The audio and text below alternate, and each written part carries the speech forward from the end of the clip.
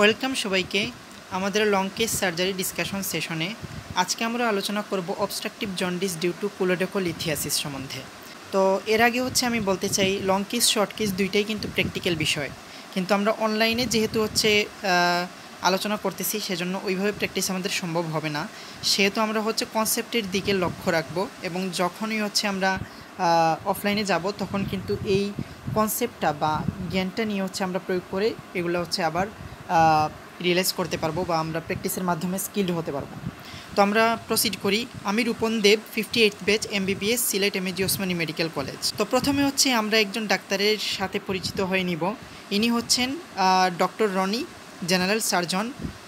তো আমরা যখন স্লাইডগুলো আলোচনা করব, প্রত্যেকটা স্লাইডের শেষে ওনার একটা প্রশ্ন থাকবে, যাতে আমরা স্লাইডগুলো ভালোভাবে বুঝেছি কিনা বা আমি ভালোভাবে প্রেজেন্ট করেছি কিনা। তো মোট ওনার 13টি প্রশ্ন থাকবে। তো প্রথম পার্ট অফ দ্য ভিডিওতে 5টা প্রশ্ন এবং পরের পার্ট অফ দ্য ভিডিওতে ওনার 7টা প্রশ্ন থাকবে। তো টোটাল 13টা প্রশ্ন। তো প্রত্যেকটা প্রশ্ন এমসিকিউ টাইপ এবং ABCD এই 4টা অপশন থাকবে। তো যেটা সঠিক হবে সেটা আমরা একটা কাগজে লিখে রাখবো নাম্বার দিয়ে, এবং শেষে কমেন্ট বক্সে এইটা আমরা মেসেজ দিয়ে দিব, এবং মেসেজটা আমি চেক করে ইন্ডিভিজুয়াল নাম্বারটা দিয়ে দিব। তাহলে আমরা বুঝতে পারবো যে আমাদের পড়াটা এফিশিয়েন্ট হচ্ছে কিনা, আমরা ভালোভাবে বুঝতে পারছি কিনা, বা আমি ভালোভাবে ডেসক্রাইব করতে পারতেছি কিনা। তো আমরা প্রসিড করি। প্রথমে আমরা টপিক সিকোয়েন্সটা বুঝে নিব যে অবস্ট্রাকটিভ জন্ডিসের প্রথমে anatomy of hepatobiliary system, bilirubin metabolism, general discussion about jaundice, gallstone, CBD stone, history taking, general local examination, professional NDD, investigation এবং শেষে ট্রিটমেন্ট, এবং সবার শেষে পোস্ট অপারেটিভ টি টিউব ম্যানেজমেন্টটা আমরা শিখে নিব। তো প্রথমে অ্যানাটমি অফ হেপাটোবিলিয়ারি সিস্টেম। তো আমরা ব্রিফলি এখানে ডিসকাস করব। তো যেহেতু আমাদের obstructive jaundice long case present করার সময় অ্যানাটমি সম্বন্ধেও জিজ্ঞেস করতে পারে, সেজন্য এই প্রিকশনটা। তো what is liver? It is the largest gland of the body which weighs about 1.2 to about 1.5 KG. তো এত বড় একটা অর্গান কীভাবে ডায়াফ্রামের নিচে ঝুলে থাকে, অবশ্যই এটা আমাদের প্রশ্ন হয়। তো এর সাপোর্ট রয়েছে।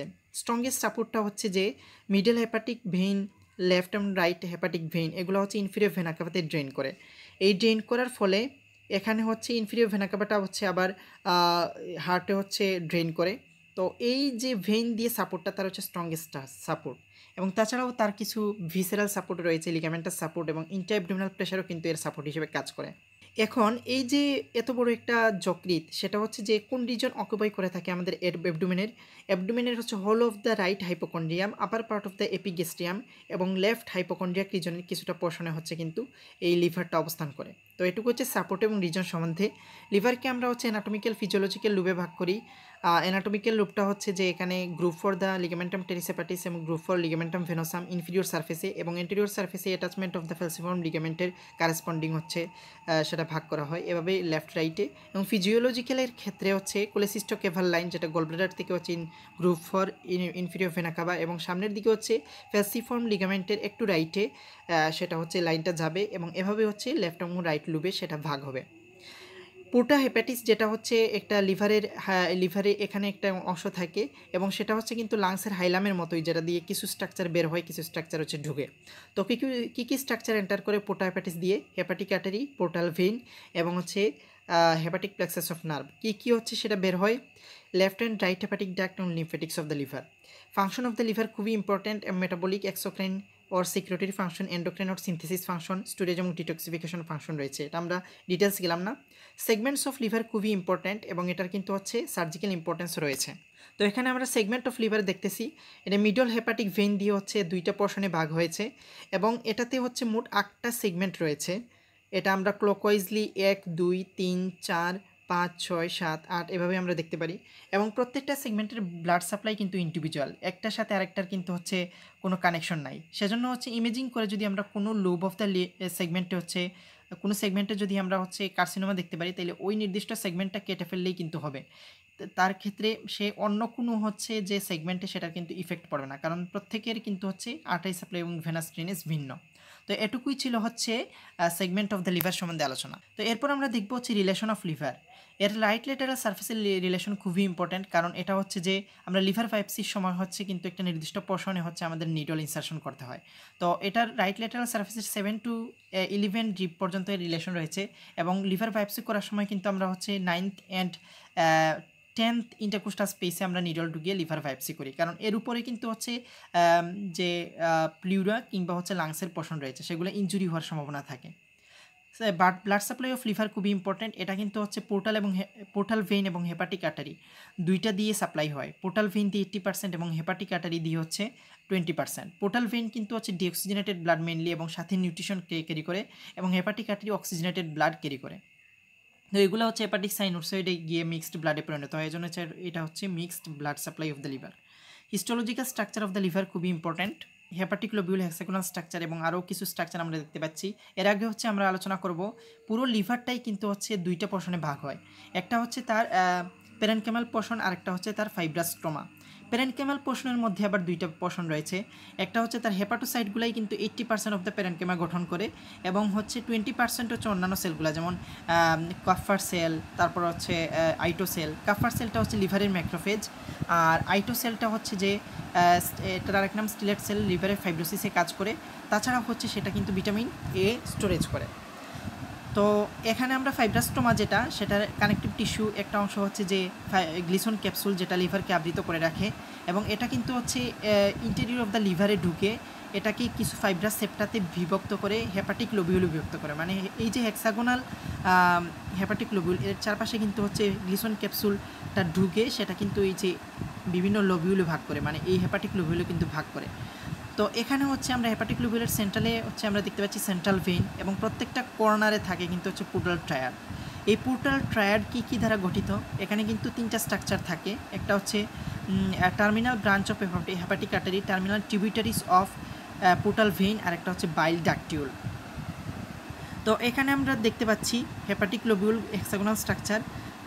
এরপরে হচ্ছে এখানে আমরা দেখতে পাচ্ছি পোর্টাল লোবিউল, যেটা হচ্ছে এই যে অ্যাডজেসেন্ট তিনটে হেপাটিক লোবিউলের যে হচ্ছে সেন্ট্রাল ভেইনগুলো কানেক্ট করার মাধ্যমে একটা ট্রায়াঙ্গুলার এরিয়া গঠিত হয়েছে।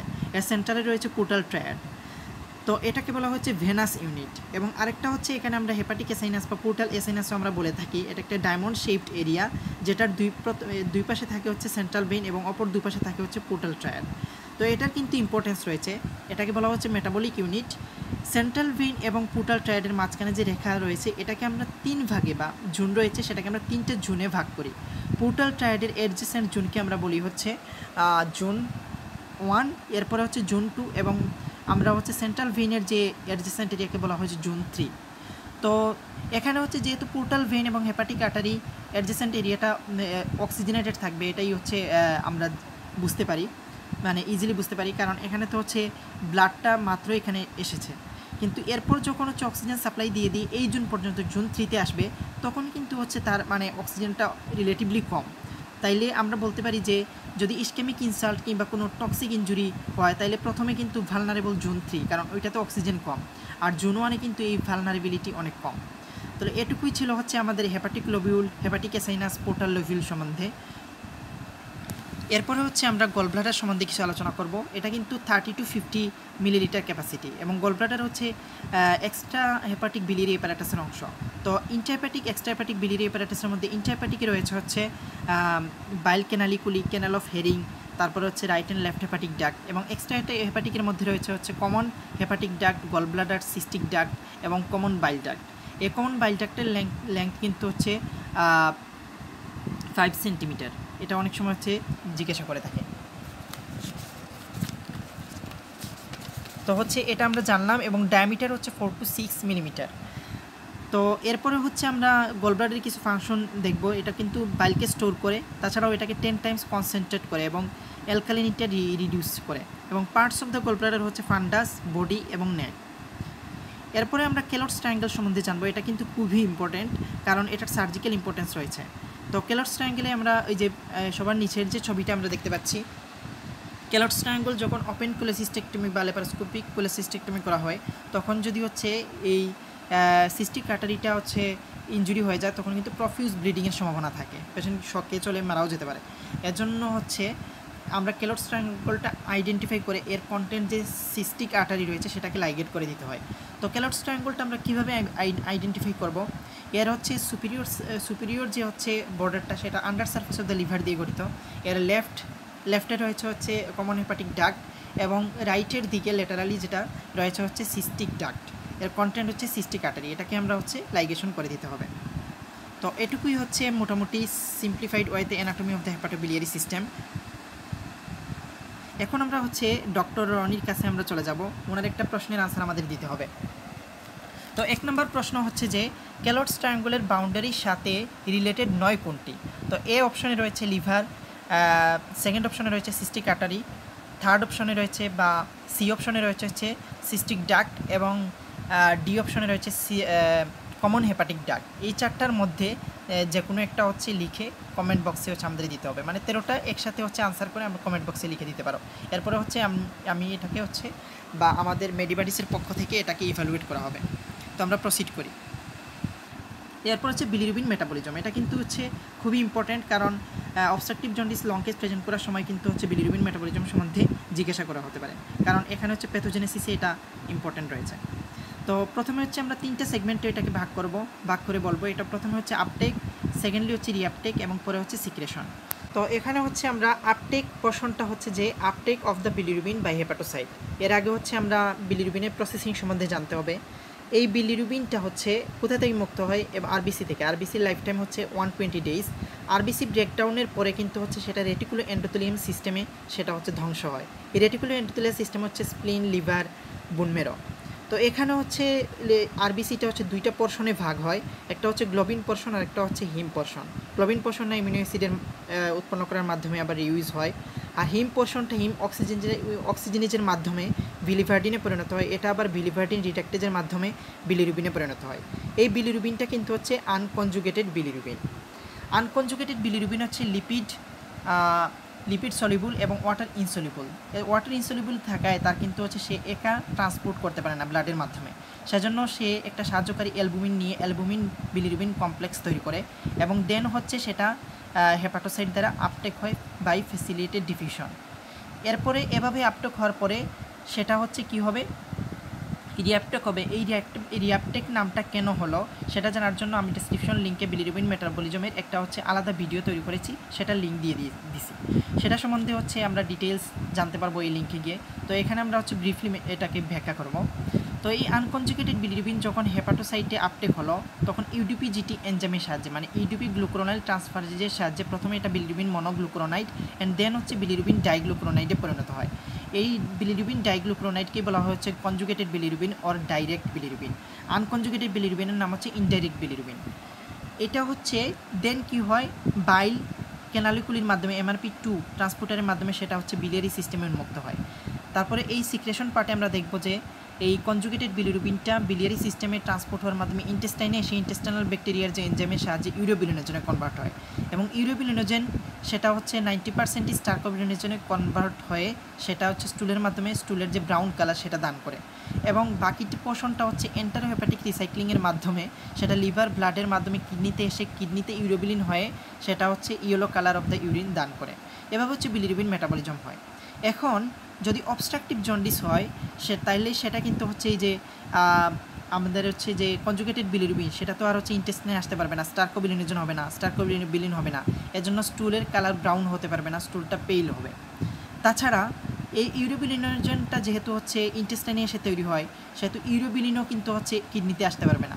তার মানে এই যে কনজুগেটেড বিলিরুবিনটা সেটা কিডনিতে যাবে ইনস্টিড অফ ইউরোবিলিন। সেজন্য কি হবে, কনজুগেটেড বিলিরুবিনের কালার কিন্তু ডার্ক, সেজন্য যখন হচ্ছে ইউরিন দিয়ে এক্সক্রিশন হবে তখন সেটা কিন্তু হচ্ছে কি ইউরিনের কালার ডার্ক দিবে, নট ইয়েলো। এভাবে আমরা বুঝলাম যে অবস্ট্রাকটিভ জন্ডিসে কেন হচ্ছে পেল স্টুল এবং ডার্ক কালার ইউরিন পাওয়া যায়। তো সবার শেষে হচ্ছে আমাদের ডক্টর রনির একটা প্রশ্ন আমাদের দিতে হবে যে আমরা ঠিকমতোভাবে হচ্ছে কনসেন্ট্রেট করছি কিনা। তো ওনার প্রশ্ন হচ্ছে যে অবস্ট্রাকটিভ জন্ডিসে ইচিং কেন হয়? তো এটার হচ্ছে 4টা অপশন রয়েছে। এ হচ্ছে বাইলের কারণে, বি হচ্ছে বিলিরুবিনের কারণে, সি হচ্ছে মাস্ট সেলের কারণে এবং ডি হচ্ছে হিস্টামিনের কারণে। তো সবাই এটা হচ্ছে নোট ডাউন করে রাখো এবং দেন হচ্ছে কমেন্ট বক্সে জানাও। তো আমরা হচ্ছে প্রসিড করি।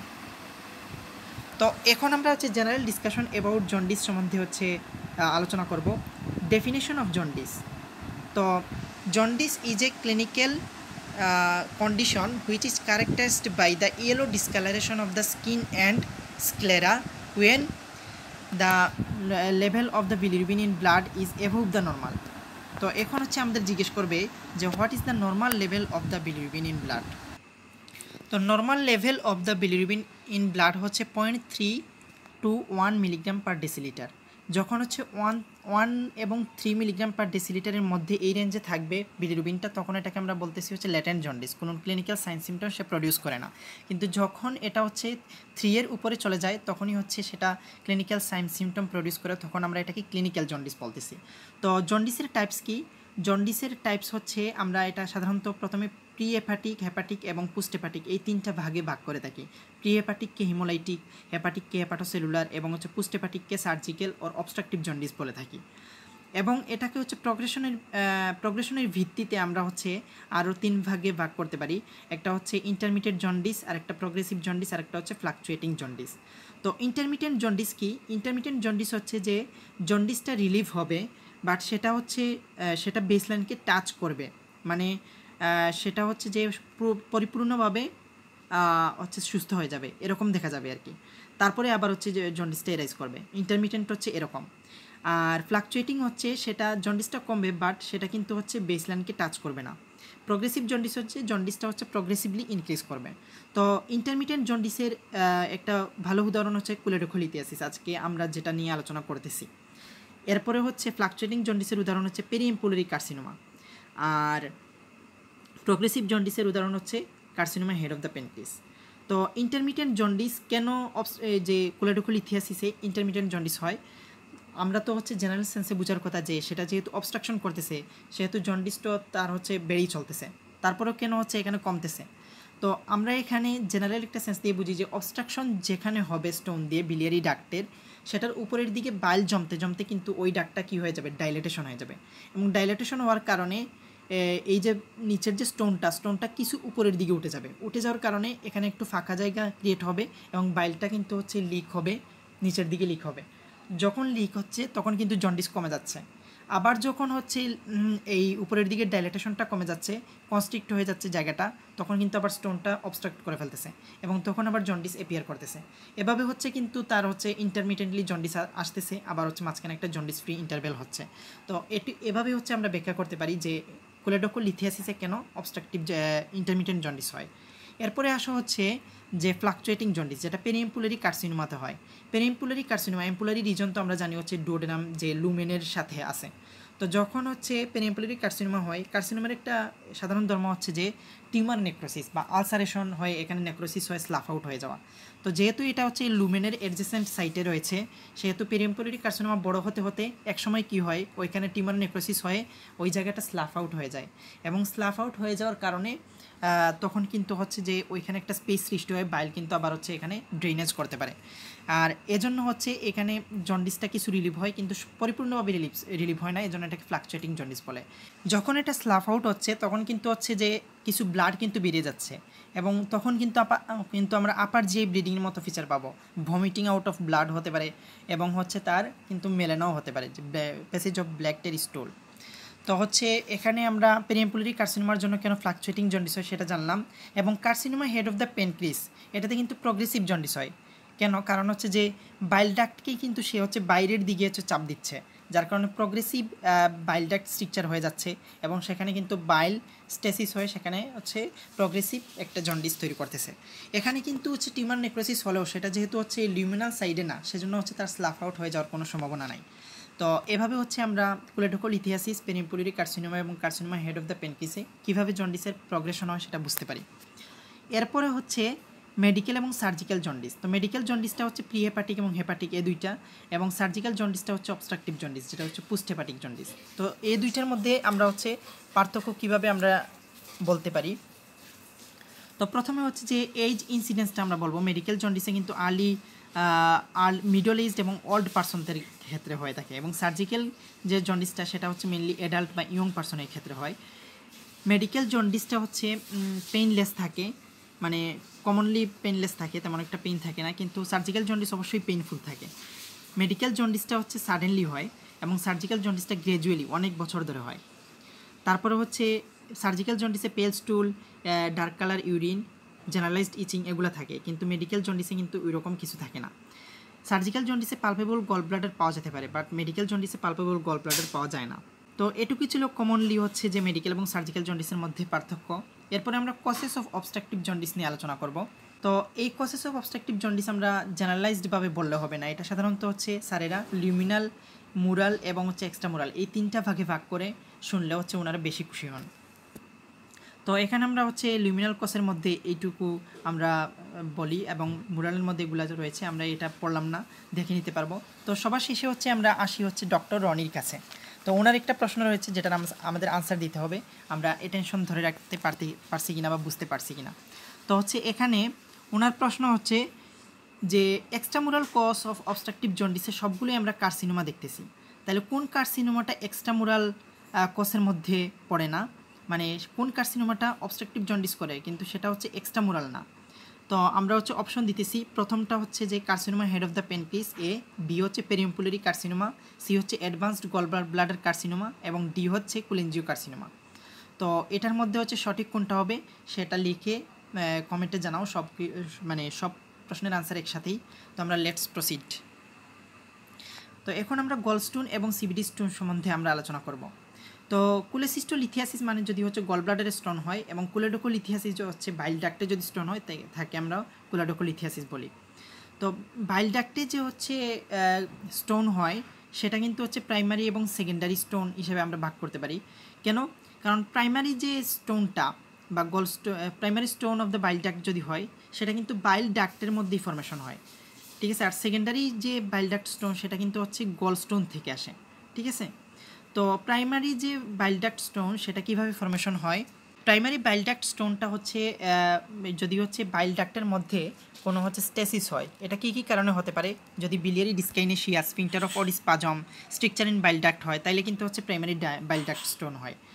আর সেকেন্ডারি বাইল ডাক্ট স্টোন কখনো সেটা যদি গলস্টোন থেকে আসে, এবং গলস্টোন হওয়ার রিস্ক ফ্যাক্টর কিন্তু রয়েছে কিছু, যেমন যদি হচ্ছে ইম্পেয়ার্ড গল ব্লাডার ফাংশন হয়, এমটিং, অ্যাবসর্পশন, এক্সক্রিশন এগুলাতে যদি সমস্যা হয়, সুপার স্যাচুরেটেড বাইল যদি হয়, সাধারণত এল্ডারলি এজ কিংবা ফিমেল সেক্স, জেনেটিক্স, অবেসিটি কিংবা ডায়েটের সাথে তার কিন্তু রিলেশন রয়েছে, কিংবা cholesterol nucleating factor, mucus, glycoprotein infection এগুলো যদি হয় তাইলে কিন্তু হচ্ছে গলস্টোন হওয়ার সম্ভাবনা থাকে। তারপরে হচ্ছে অ্যাবসর্পশন বা এন্টারিওহেপাটিক সার্কুলেশন অফ বাইল অ্যাসিড এগুলো হচ্ছে কিছু হচ্ছে ইনক্রিজ করে কিছু ফ্যাক্টর রয়েছে।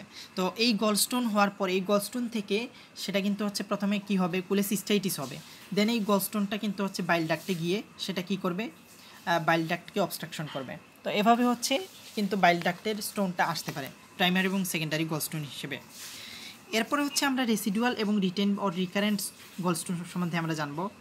রেসিডুয়াল ও রিটেন স্টোনটা হচ্ছে যে আমরা ধরো হচ্ছে যে গলস্টোন হলো, সেখানে হচ্ছে আমরা কোলেসিস্টেক্টমি করে ফেললাম, তো আমাদের কথা হচ্ছে সে যে এই ডিজিজটা হচ্ছে কমে গেল, কিন্তু সমস্যা হচ্ছে যদি 2 বছরের মধ্যে আবার হচ্ছে তার অবস্ট্রাকটিভ জন্ডিস হচ্ছে ডেভেলপ করে, তখন আমরা বুঝতে পারবো যে গলস্টোনের কিছু পোর্শনটা বাইল ডাক্টে গিয়ে আটকে রয়েছে, তো সেটা হচ্ছে রেসিডুয়াল ও রিটেন স্টোন। আর রিকারেন্ট স্টোনটা হচ্ছে যে যদি 2 বছরের পরে মানে 2 বছর যাওয়ার পরে কোলেসিস্টেক্টমি করার, তখন যদি আবার হচ্ছে অবস্ট্রাকটিভ জন্ডিসের ফিচার পাওয়া যায় তাহলে আমরা বুঝতে পারি যে এখানে হচ্ছে রিকারেন্ট গলস্টোন হয়েছে, মানে সেটা হচ্ছে কি সেকেন্ডারি স্টোন ডেভেলপ করছে। তো এটুকুই ছিল রেসিডুয়াল ও রিটেন স্টোন এবং রিকারেন্ট স্টোন। এরপরে আমরা দেখব যে সিবিডি বা কমন বাইল ডাক্টে স্টোন থাকলে তার কী কী ফিচার আমরা পেতে পারি।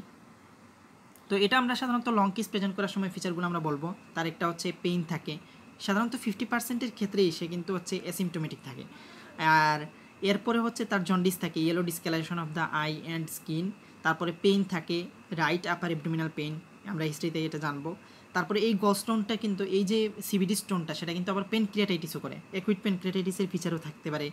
তারপরে হচ্ছে তার কিন্তু হচ্ছে কোলেনজাইটিসের ফিচারও থাকে, কলিকি পেইন থাকে। তো এটা হচ্ছে সিবিডি স্টোনের ফিচার। তো কলিকি পেইনটা কি, কলিকি পেইনটা হচ্ছে যে যেগুলা হলো ভিসকাস রয়েছে, কলিক শব্দটা আসছে হচ্ছে কোলন থেকে, এবং যদি ইন্টেস্টাইনাল কোনো অবস্ট্রাকশন হয় সেখানে কিন্তু মাসকুলেচারগুলো কন্ট্রাকশন করে, কন্ট্রাকশনের সময় পেইন অনুভূত হয়, কিন্তু রিল্যাক্সের সময় কিন্তু এই পেইনটা আবার চলে যায়। তো এটা হচ্ছে কি হয়, কামস অ্যান্ড গোস এই পেনটার ক্যারেক্টারিস্টিক্স। তো হচ্ছে এটা কুলনে আবিষ্কৃত হয়েছে বলে বিধায় এটা হচ্ছে কলিকি পেন বলা হয়।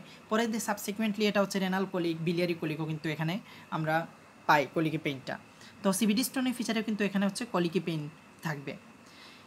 এই কলিকি পেইন থাকবে, এটা কলিকি পেইনটা তো ইন্টারমিডিয়েট পেইন। আর তাছাড়া হচ্ছে আমরা বলছি কুলেডোকোলিথিয়াসিসে কী হয়, ইন্টারমিটেন্ট জন্ডিস হয়। আর এখানে যেহেতু বাইল স্টেসিস হচ্ছে, বাইল স্টেসিসের কারণে normal flora of the bile duct যেটা, সেটা কিন্তু রিগার্জিটেড ব্যাক টু দ্য হচ্ছে ব্লাড। এখন normal flora of the bile duct কী কী আছে, গ্রাম নেগেটিভ যে অর্গানিজমগুলো, এসেশিয়া কোলাই, প্রোটিয়াস, সালমোনেলা, এগুলা কিন্তু হচ্ছে সেটা কী করবে, এখানে ইনফেকশন করবে। আমরা জানি যে কোনো স্টেসিস হলেই কিন্তু ইনফেকশন হয়, যেমন ইউরেটার স্টেসিস হলে ইউটিআই হয়, তারপরে হচ্ছে ইন্টেস্টাইনাল অবস্ট্রাকশনের ক্ষেত্রেও কিন্তু স্টেসিস হয়। তো এখানে কিন্তু হচ্ছে সেপ্টিসিমিয়া হওয়ার সম্ভাবনা থাকে, এবং আমরা জানবো যে জন্ডিসের একটা কমপ্লিকেশন কিন্তু সেপ্টিসিমিয়া। তো এখানে এই যে আমরা ইন্টারমিটেন্ট পেন পেলাম, ইন্টারমিটেন্ট জন্ডিস পেলাম, আর সাথে হচ্ছে আমরা ফিভার পেলাম সেপ্টিসিমিয়ার কারণে, তাইলে এই তিনটাকে একসাথে বলা হচ্ছে চারকোট স্টায়ার্ড। ঠিক আছে, এই চারকোট স্টায়ার্ডটা কিন্তু হচ্ছে সিবিডি স্টোন হলে তার একটা ফিচার।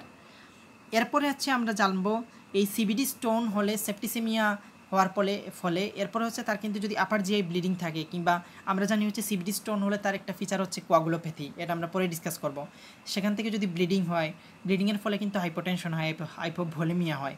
তো হাইপোভলিমিয়া হাইপোটেনশন হওয়ার পরে সেটা কিন্তু পেশেন্টের কী হয়ে যায়, অনেক সময় মেন্টাল স্ট্যাটাস চেঞ্জ, বা অনেক সময় হচ্ছে যে লিভার ডিসফাংশন হয়ে হেপাটিক এনকেফালোপ্যাথিও ডেভেলপ করতে পারে। তো যদি হচ্ছে হাইপোটেনশনের সাথে তার হেপাটিক এনকেফালোপ্যাথির ফলে তার হচ্ছে মেন্টাল কোনো চেঞ্জ আসে, দেন হচ্ছে যে ফিনোমেননটা হয় চারকোট স্টায়ার্ডের সাথে, যদি হাইপোটেনশন এবং হচ্ছে মেন্টাল স্ট্যাটাস চেঞ্জ থাকে, এই পাঁচটাকে একসাথে বলা হচ্ছে রেনল্ডস পেন্টার। এখানে বানানটা ভুল আছে, REYNOLD তারপর এপোস্ট্রোফিয়াস। তো এই পাঁচটা ফিচারকে একসাথে আমরা বলতেছি হচ্ছে রেনল্ডস পেন্টার। তো এটুকুই ছিল আমাদের গলস্টোন এবং সিবিডি স্টোন সম্বন্ধে জেনারেল আলোচনা। এই আলোচনাগুলো হচ্ছে আমাদের লং কেস প্রেজেন্ট করার সময় ক্রস কোয়েশ্চেন হিসেবে আসবে, তো সেজন্য আমরা এই আলোচনাগুলো করলাম। এখন আমরা ফাইনালি চলে যাই হচ্ছে আমাদের সম্মানিত ডক্টর রনির কাছে। তার একটা কোয়েশ্চেন থাকবে, সেটা আমরা আনসার দিতে হবে। তো হচ্ছে এখানে আমরা বলতেছি যে রিকারেন্ট স্টোন সেটা কোলেসিস্টেকটমি করার কত দিনের মধ্যে বা কত দিনের মধ্যে সেটা ডেভেলপ করলে সেটাকে আমরা রিকারেন্ট স্টোন বলি।